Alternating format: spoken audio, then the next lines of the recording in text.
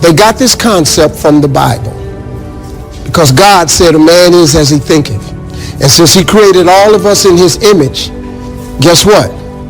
We are how we think. If God said, let there be light, it was light. If he parted the waters from the land, it was done so.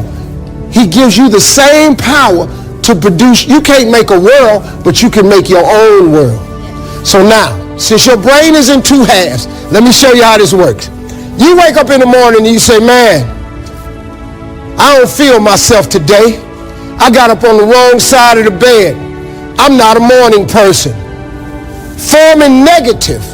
Hears that. He steps to the front. He said, what did you say? You say, I said I woke up on the wrong side of the bed today. I'm not myself. I'm not a morning person. He says, you got it right away. He said, hey, the boss just woke up and said he's not a morning person. He's having a bad day today, and he ain't feeling himself. Let's get to work. The million factory workers start producing thoughts to justify what you just said. So now guess what? Man, I hate my alarm clock went off this morning. I got to get out here in this traffic. I'm going to drive down here today. I don't even like these people on my job. I can't stand this car I'm finna get in this morning. Sure wish I had a new car, but I'm driving this ragged ass car. And on and on and on. And your day starts tumbling into what you ordered at the top of the day. You can wake up in the morning and you say, you know what? Today is going to be a great day today. I expect something really good to happen for me today. Man, thank you, Lord, for waking me up this morning. He said, what did you say? You said, I said I'm having a great day today. I expect something good to happen today. Thank you, Lord, for waking me up.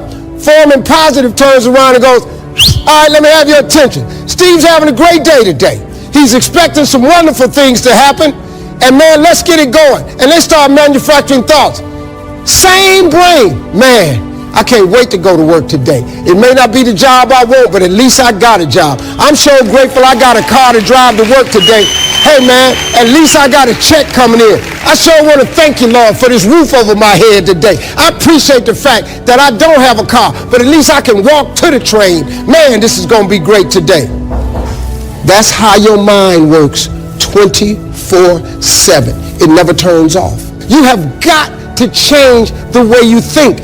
It is the whole determining factor of where you go in life. We are all where we are today because we thought ourselves to this position. If you don't like the position, think yourself out of it. Change your attitude, you change your altitude. Thank you all for coming. Well, first of all, congratulations on setting a real goal that matters to you, because it's not just about the weight, it's about how you're going to feel, right? It's not just how you look. I know some people are driven by that. There's nothing wrong with that. But to me, early in my body career, so to speak, you know, I remember when I was in my really early 20s and I was like, I'm going to have a six-pack and I'm going to be such a stud. And I spent hours and hours staring at myself in the mirror so that I would look good and working out so hard. And I built all that shit. But you know what I noticed? Bending down, I hurt my back to pick something up. It's just like I was overworking certain muscles. You build your biceps, and then if you don't take care of the lower part of your back, you have back pain. You're out of balance. And so I'm a big hulking guy, and my ego, a little 20-year-old stupid ass is what I was. And so one day I was like hurting so much, and I was like, man, I work out so hard. How come I'm in pain all the time? I'm always getting injured. I was like, well, because I'm overtraining to try to create these super goals, and when I get there, what do I got? I can look at myself and I can be proud of myself. Nothing wrong with that.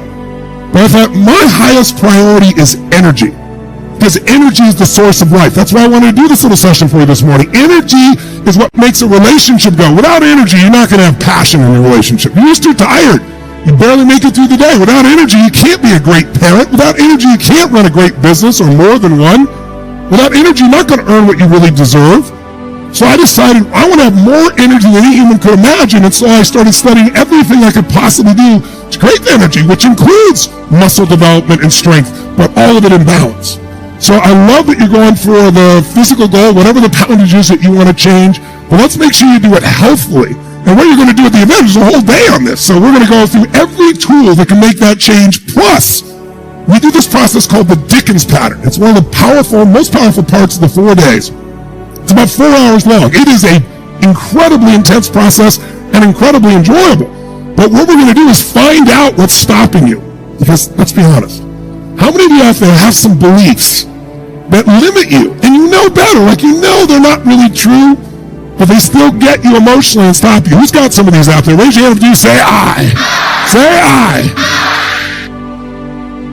I think your purpose continues to expand. When I became a father overnight to 3 children because I adopted them when a young man on the way, that changed my sense of purpose. It added to it, right? So I think the purpose, making the purpose so big, makes you afraid to make a decision. And when you say, I really don't know what I want to do with my life, what you're really saying to me is, I'm in a state of uncertainty, Tony. And so sitting at home and trying to deal with this in a state of uncertainty is not going to get you there. So what you need is to train yourself with certainty. It's like when you think of a Michael Jordan or a LeBron James or any great athlete, when they stand and they walk towards you, you can just feel that sense of certainty. When somebody hands them the ball, you can sense their absolute certainty it's going to go in. Even if it doesn't, they're certain it's going to. Certainty is the core of leadership. Right? It's all hell's breaking loose, and people are like, oh my God, what do I do? And you look at the leader and they go, I don't know, what do you think? That doesn't inspire confidence. But if everybody's freaking out and it's not BS, you say, move, I'll handle it.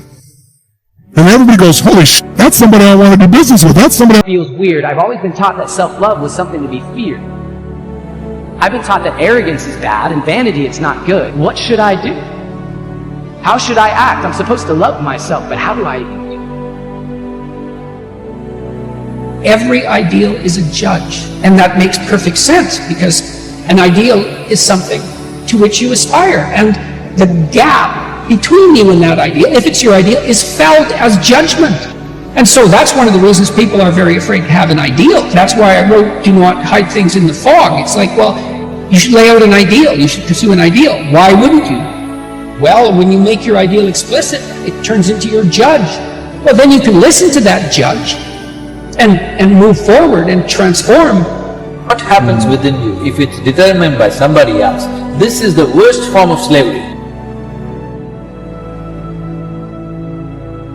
And the stronger the emotion we feel to some circumstance in our life, the more we pay attention to it. And where we place our attention is where we place our energy. So we're giving our life force, we're giving our power away to that circumstance.